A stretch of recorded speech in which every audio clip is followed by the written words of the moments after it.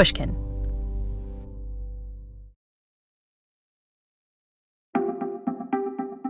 There's one trait that my mom and I have in common. Can you hear me now? Yes, I can see you too. Okay.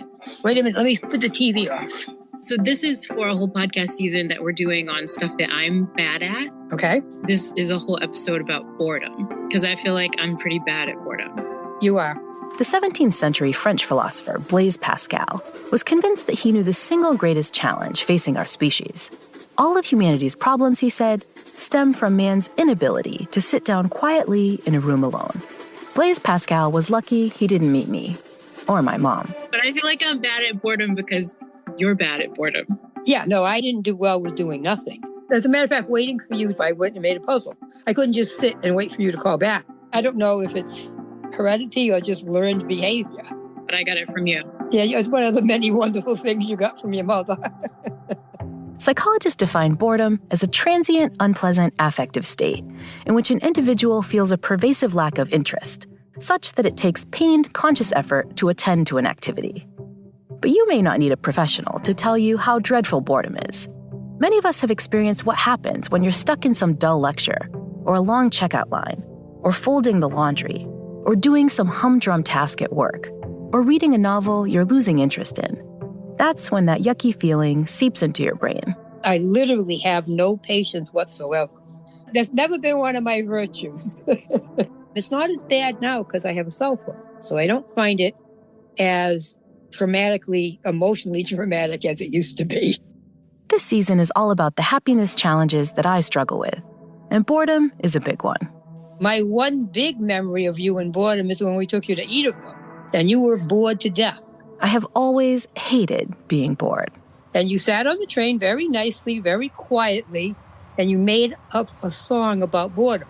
You sat there and did boredom, boredom, boredom, boredom, boredom. And you sang for like 15 minutes. But the research shows I'm not alone. Take one study by the psychologist Tim Wilson and his colleagues. They tested just how far the average person would go to avoid feeling bored. They stuck individuals in a small room without their phones, said, please entertain yourself with your thoughts as best you can, and left them there for up to 15 minutes. But the subjects were given one activity they could turn to if they got really, really desperate. They were handed a small button, which when pressed would deliver a 4 milliamp electric shock. 4 milliamps isn't agony, but it isn't exactly painless either. Would a brief period of boredom be so bad that people would resort to shocking themselves just to stay entertained? Yes, it would. A third of subjects chose to shock themselves. One guy pressed his button nearly 200 times. Now, I haven't been so bored that I've opted to shock myself, but I have tried other equally pathetic ways to escape boredom. I can't remember the last time I stood in a checkout line without whipping out my phone. I repeatedly recheck email inboxes that I know are empty, and I re-scroll news sites that I've already read through. I've watched entire seasons of reality TV shows, not because I enjoy them, but just to have something to do on work-free nights. And I boredom snack. A lot. These activities are a huge waste of time, and pretty embarrassing for a so-called happiness expert, but I can't help but turn to them whenever I start to feel that sting of tedium. Can science show us a healthier way to navigate or maybe even embrace boredom? Could being able to sit down quietly in a room alone deliver important benefits that we just don't expect? Our minds are constantly telling us what to do to be happy. But what if our minds are wrong? What if our minds are lying to us, leading us away from what will really make us happy? The good news is that understanding the science of the mind can point us all back in the right direction. You're listening to The Happiness Lab with Dr. Laurie Santos.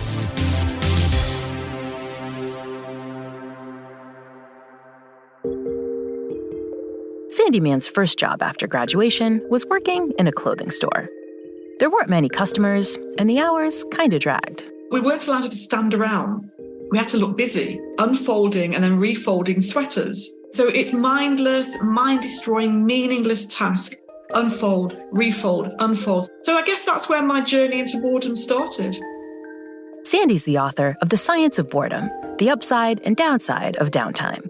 You might think that boredom is just this like deep part of the human condition, one of the many emotions that we all share. But you've argued in the book that if we look back historically, boredom, the way we think about it right now, seems to be historically a relatively recent phenomenon, or kind of mentions of boredom are relatively recent. So give me a sense of the sort of history of boredom. Well, I think the first mention of it was Charles Dickens when he referred to ennui, which is boredom, in one of his earlier books. So that will be in the 19th century. And so we sometimes think about boredom as being inherent in a person, like you're an easily bored person. So you're right. So we can be boredom prone. Some people are more prone to boredom than others. And there's a boredom proneness scale to measure how boredom prone you are. Ooh, a boredom proneness scale?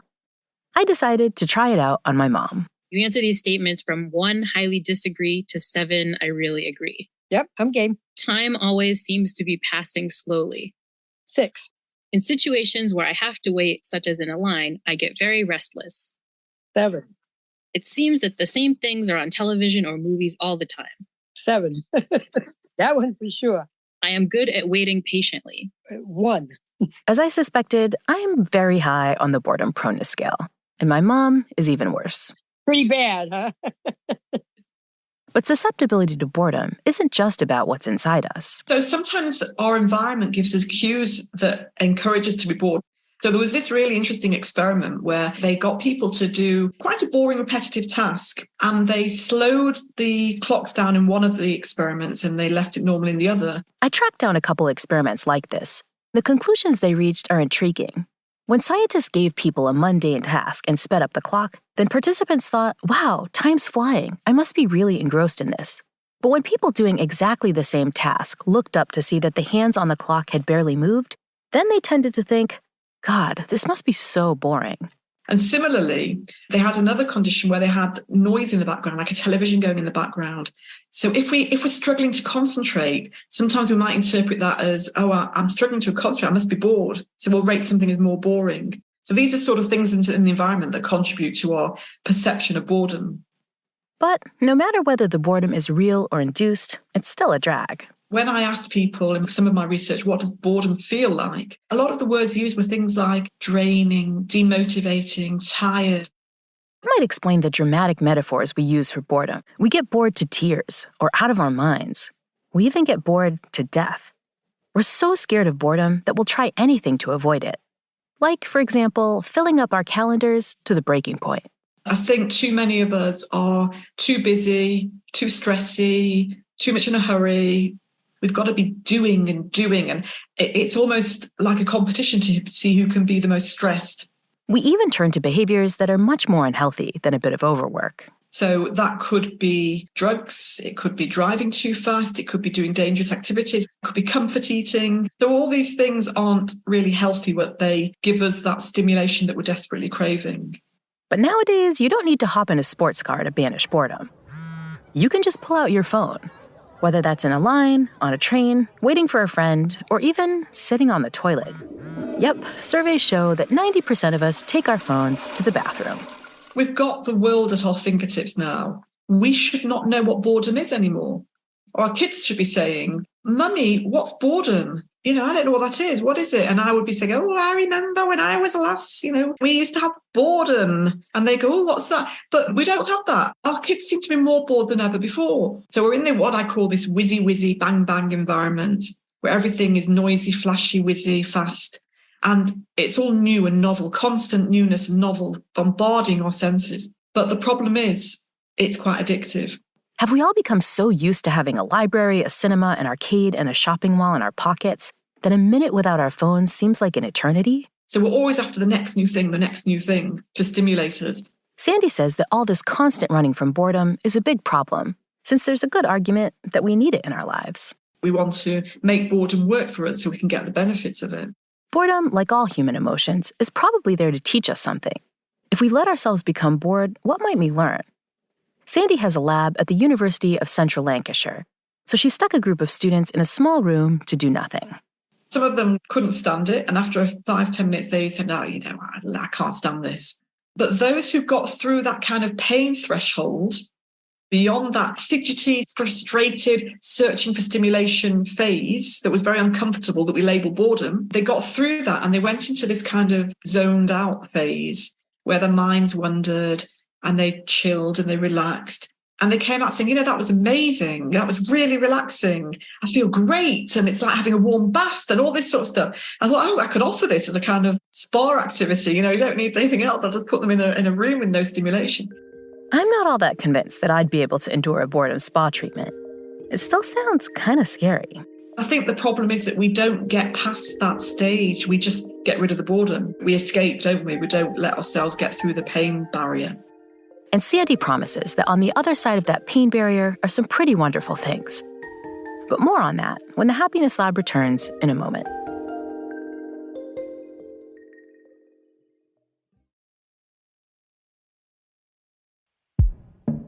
In first grade, my teacher, Mrs. Shork, wrote a report card for me, which started with, when I think of Jonathan, I imagine him at the end of the line, shoes untied, 5 feet behind everybody else, totally preoccupied, and yet completely content.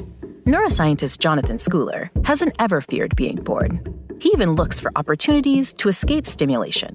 I have a long hallway, and I will just happily pace, not in a worried way, but just in a sort of playful way, back and forth and let my mind go from one topic to the next topic to the next topic. The UC Santa Barbara professor long ago learned how to break through the boredom pain barrier and to enjoy what's called mind wandering.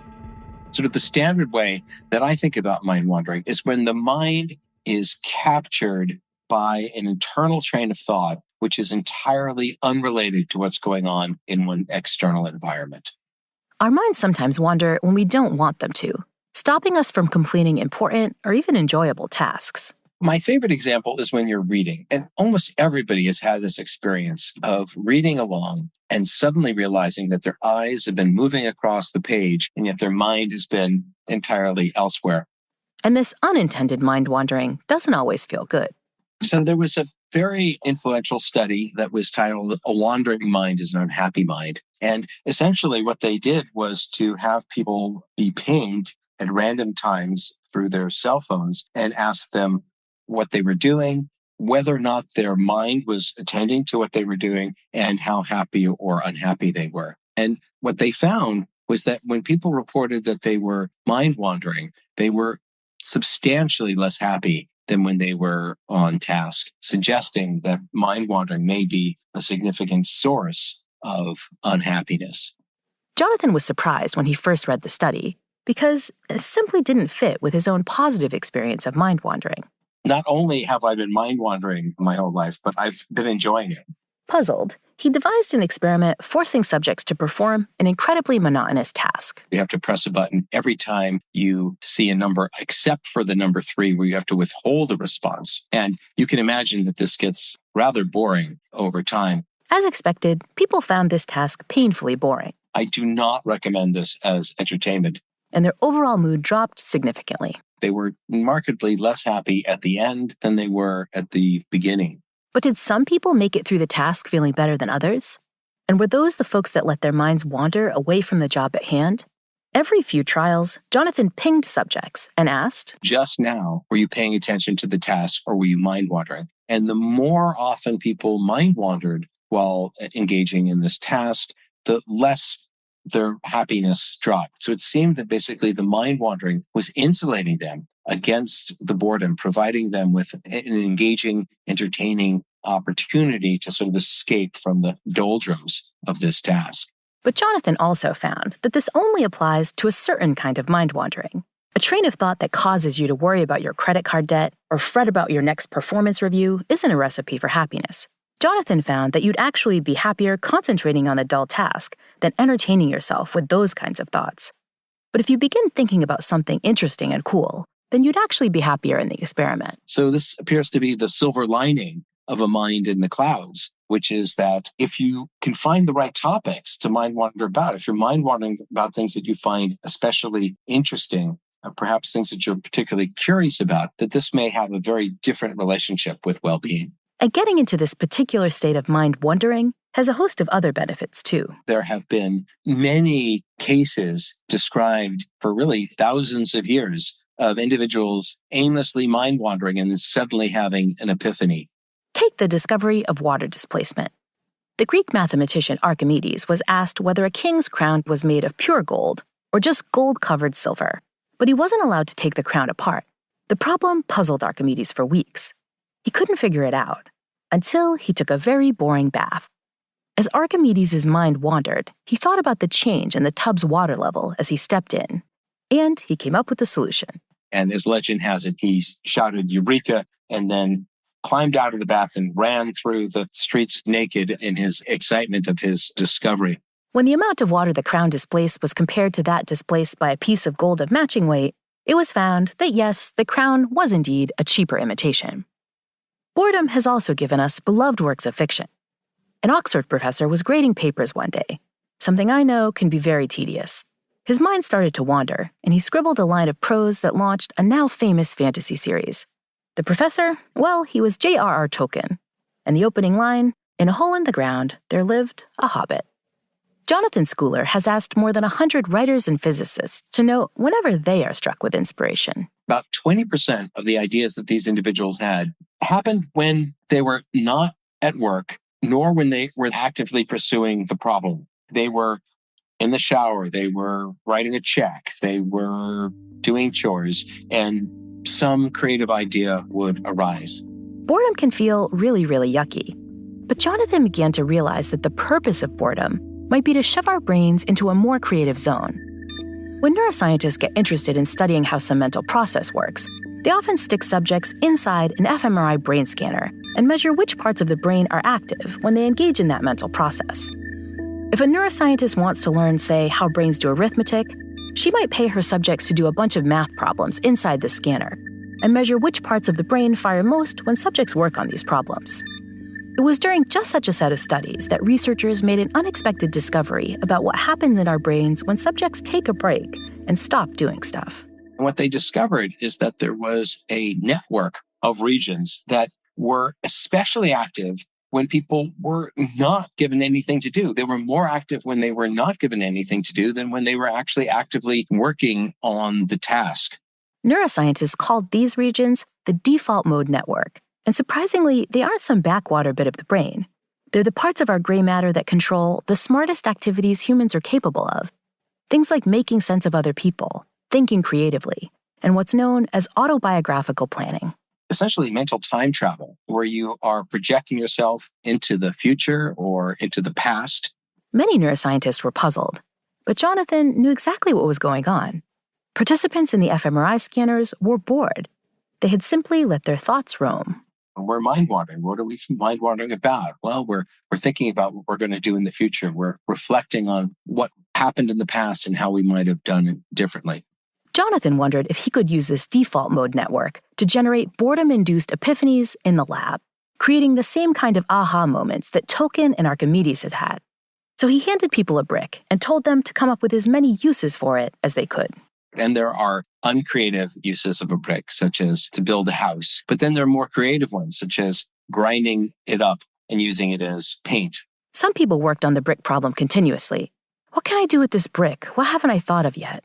But other test subjects were interrupted and given a task so boring that Jonathan was pretty sure that they'd start to mind wander. They then resumed figuring out uses for the brick. The ideas this group came up with were judged to be nearly 5 times more creative than those suggested by the people who weren't given a break to mind wander. The second group didn't say, "Oh, build a wall with the brick." They thought it could be used as a dumbbell or even turned into makeup.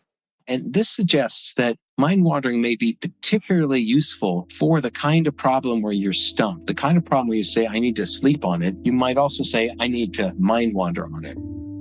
I've clearly been taking my own mind wandering for granted. I mean, thinking back on it, I do get some of my best ideas when I'm stuck on a long train ride, or when I'm in the shower. But I've been so scared of boredom for decades and decades. Can I really learn to love it now? The Happiness Lab will be right back.